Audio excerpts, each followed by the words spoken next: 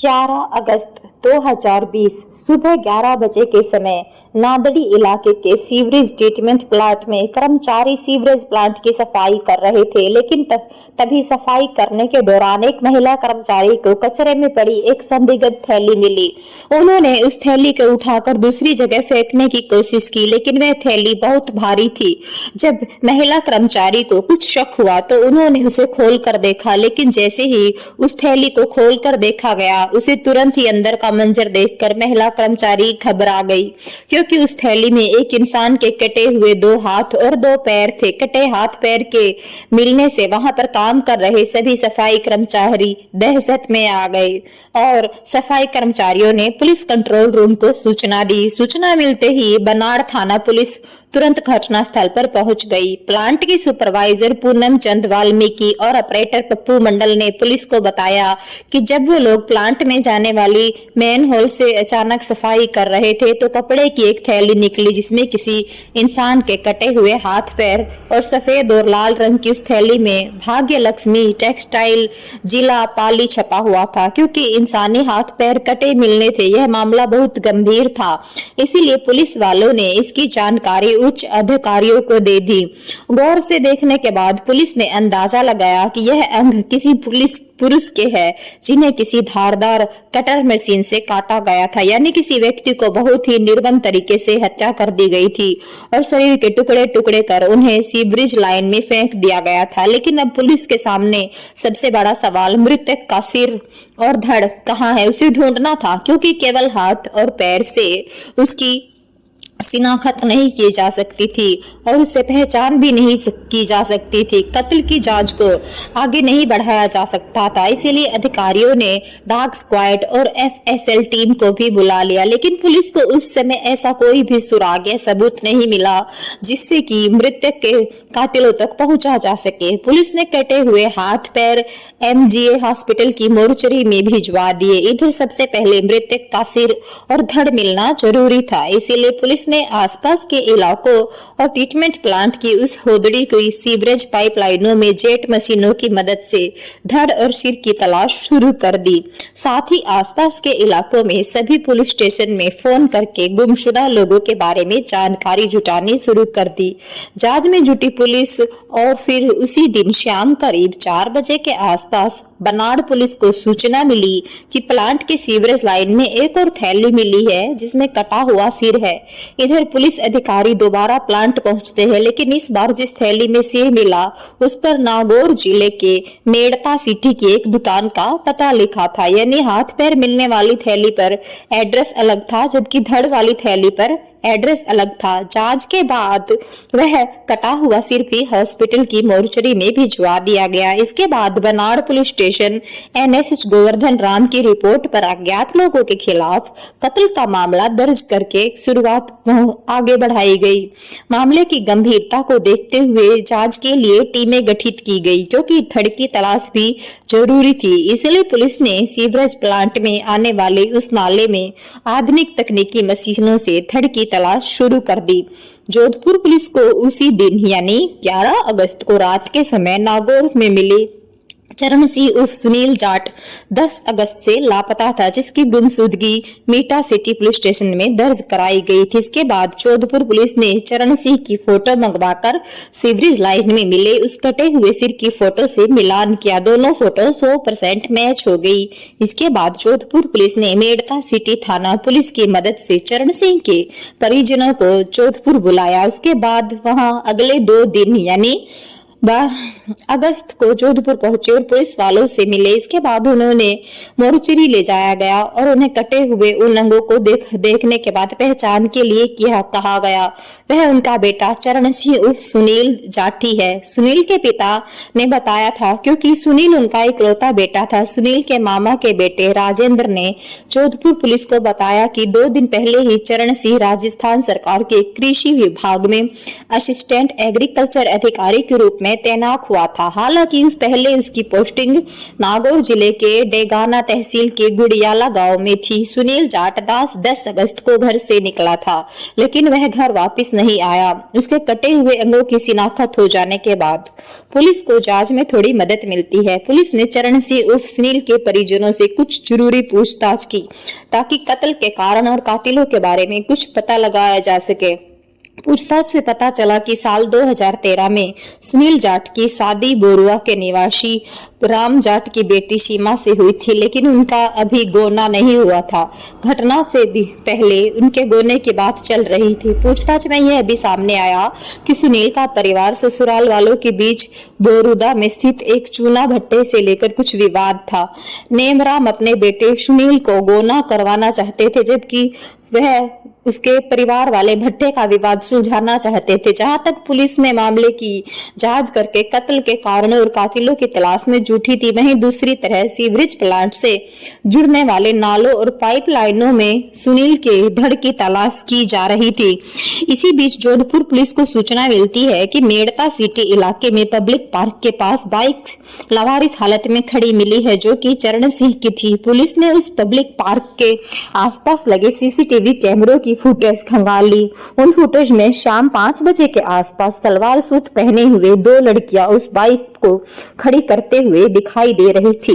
सुनील की बाइक पर सवार होकर आई 2 लड़कियों से पुलिस के अनुसार पूछताछ की जाती है। सुनील के कत्ल की कड़ियां उसके ससुराल से जुड़ी हो, इसलिए अब पुलिस ने जांच का रुख जोधपुर के नादड़ी इलाके के साथ साथ बोरुदा की ओर भी मोड़ दिया, जहां पर सुनील की ससुराल थी। इसके बाद पुलिस ने इस मामले की तह तक जाने की पूरी कोशिश की। उसके अलावा उसकी 2 सालियों और साले को भी पुलिस स्टेशन में पूछताछ के लिए बुलाया गया। सुनील के कत्ल में किसी का भी हाथ हो सकता था, लेकिन जब उनसे कड़ाई से पूछताछ की गई तो सीमा पूरी तरह से टूट गई। उसने अपना जुर्म स्वीकार कर लिया। पूछताछ के दौरान पता चला कि चरण सिंह उर्फ सुनील उसकी 23 वर्षीय पत्नी सीमा के अलावा उसकी 2 बड़ी बहनों, जिसमें 25 वर्षीय प्रियंका, 27 वर्षीय बबीता और एक प्रियंका का बॉयफ्रेंड जाट भी शामिल था।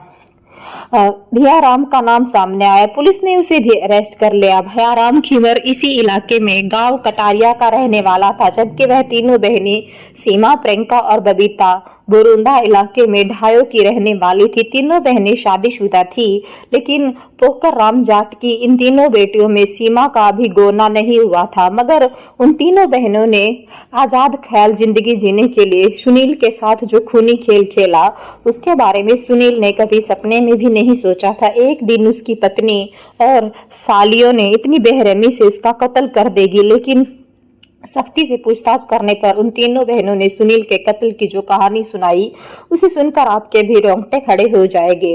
उनसे पूछताछ के दौरान पता चला कि बोरुंदा के ढाणियों के रहने वाले पोकर राम की बेटियों और एक बेटा है। पोकर राम ने एक एक कर सभी बेटियों की शादी कर दी, जिनमें 4 बेटियां तो अपने ससुराल में पति और बच्चों के साथ सुखी है, लेकिन उनकी तीसरी बेटी, जिसका नाम सीमा, प्रियंका और बबीता है, उन तीनों की भी शादी तो नहीं हुई थी। बबीता और प्रियंका ने अपने पतियों को छोड़ दिया था। सीमा सबसे छोटी थी। उसकी शादी 2013 में नागौर जिले के मेड़ता सिटी के निवासी नेमराम जाट के बेटे चरण सिंह उर्फ सुनील से हुई थी, लेकिन उस समय उनका गोना नहीं होने के कारण सीमा अभी ससुराल में नहीं गई थी।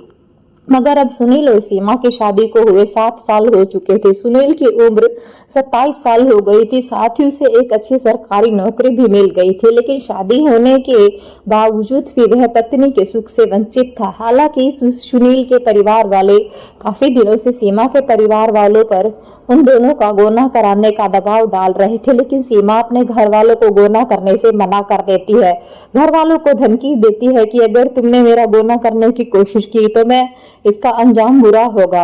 उनकी दोनों बहनें भी उसका ही साथ देती, क्योंकि वह तीनों बहनें एक ही स्वर में बोलती थी, तो उसके माता पिता भी मजबूर हो जाते थे। यही कारण था कि जो सीमा के परिवार वाले हर बार उनका गोना करने से मना कर देते। हालांकि सीमा भी 23 साल की हो चुकी थी। इधर जब सुनील उसे मोबाइल फोन पर बात करता था तो सीमा सुनील के साथ हंस हंस कर प्यार भरी बातें करती थी, लेकिन जब सुनील उसे गोना कराकर एक साथ रहने को कहता तो वह भड़क जाती। इसी तरह करते करते 2 2013 की शादी 2020 तक पहुंच गई थी, लेकिन उन दोनों का गोना नहीं हो रहा था। इधर सीमा का पति सुशील उसके साथ शारीरिक संबंध बनाने के लिए, उसके साथ पत्नी जैसा रिश्ता रखने के लिए परेशान था।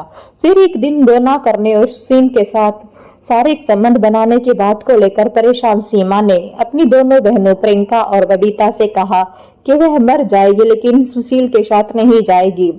इस पर बबीता और प्रियंका ने उससे कहा कि उसे खुशी करने के लिए वह कुछ भी कर सकती है।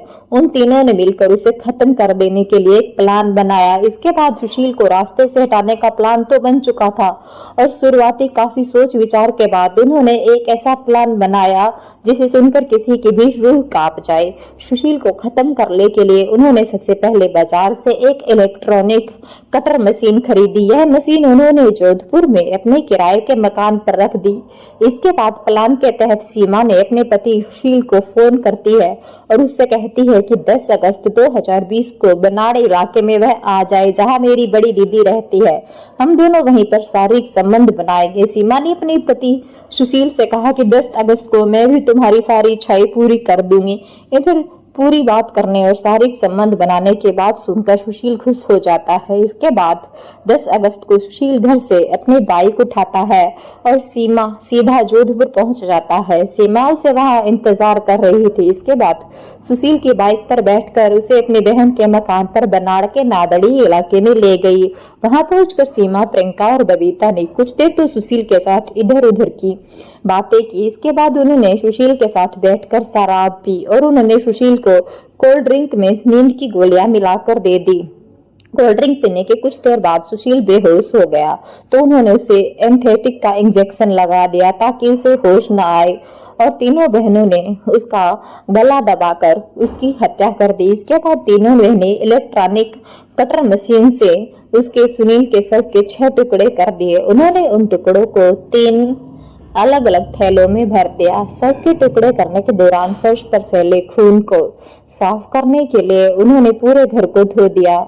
इन सब के बाद सीमा की दोनों बहनें प्रियंका और बबीता सुनील की बाइक को लेकर मेड़ता सिटी पहुंची। वहां उन्होंने एक पब्लिक पार्क के बाहर सुनील की बाइक को खड़ा कर दिया। इसके बाद दोनों बहनें मेड़ता सिटी से बस पकड़कर अपने घर जोधपुर आ गई। अब बारिश से सुशील के पास केवल एक स्कूटी ही थी जिस पर उन टुकड़ों को लेकर वह दोनों बहनें, प्रियंका ने अपने बॉयफ्रेंड भैयारा को फोन करके कुछ जरूरी काम होने के बाद कहकर बुलाया। भैयारा 10 अगस्त की रात को कार लेकर उनके घर पहुंचा तो प्रियंका और बबीता ने उसे सुशील को कत्ल करके उसके टुकड़े थैलों में भरकर रखने की बात बताई। साथ ही उन्होंने भैयाराम को उन टुकड़ों को ठिकाने लगाने के लिए मदद मांगी और उनका साथ देने के लिए कहा, मगर जब प्रियंका और बबीता ने उससे कहा कि अगर वह उनका साथ नहीं देगा तो वह तीनों बहनें सुसाइड कर लेगी और अपनी मौत का जिम्मेदार उसे ठहरा देगी। आखिरकार डरा सहमा वह उनका दोस्त उनका साथ देने को मजबूर हो गया।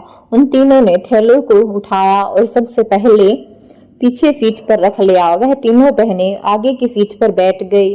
घर से करीब 100 मीटर दूर सुशील सीवरेज लाइन में डाल दिया। इसके बाद थर्ड वाले तीसरे थैले उन्होंने पुलिस लाइन के पीछे नाले में डालने का प्लान बनाया, लेकिन वहां पर पुलिस चेकिंग को देखकर वह लोग नागौर रोड की तरफ निकल गए। वहां एक नाले में उन्होंने वह तीसरी थैली फेंक दी। इसके बाद तीनों वापस घर आ गए। प्रियंका ने रात को डर लगने की बात कहकर भैयाराम को अपने घर पर रोकने की कोशिश की, लेकिन उसने वहां रुकने से इनकार कर दिया। वह अपने घर चला गया। मगर जब 10 अगस्त को सफाई कर्मचारियों को एक थैली वहां मिली जिसमें हाथ थे तो शहर में हड़कंप मच गया। लेकिन जब सीमा से कड़ाई से पूछताछ की गई, आखिर तुमने अपने पति का कत्ल क्यों किया, इस पर सीमा ने एक ऐसा चौंकाने वाला खुलासा किया जिसे सुनकर उसके परिवार वाले भी हैरान रह गए। सीमा ने बताया कि मुझे अपनी भाभी के साथ सोना अच्छा लगता है, मुझे अपनी भाभी के साथ अच्छा लगता है।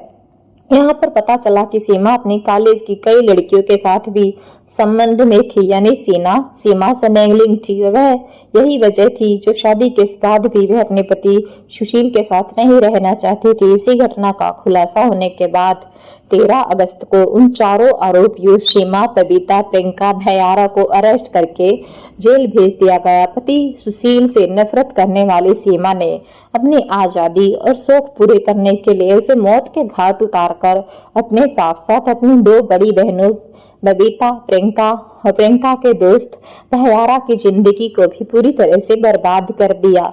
अपने तीनों उसकी बहनों ने सुशील के पिता नेमराम को बुढ़ापे में उनके बेटे का सहारा छीन लिया। अपने बेटे को याद करके जो पिता जिंदगी भर तड़पता रहेगा।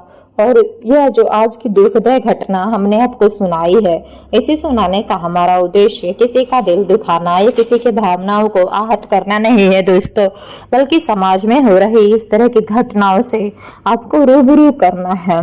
तो दोस्तों, आपका इस घटना के बारे में क्या विचार है, हमें कमेंट बॉक्स में बताइएगा। जय हिंद।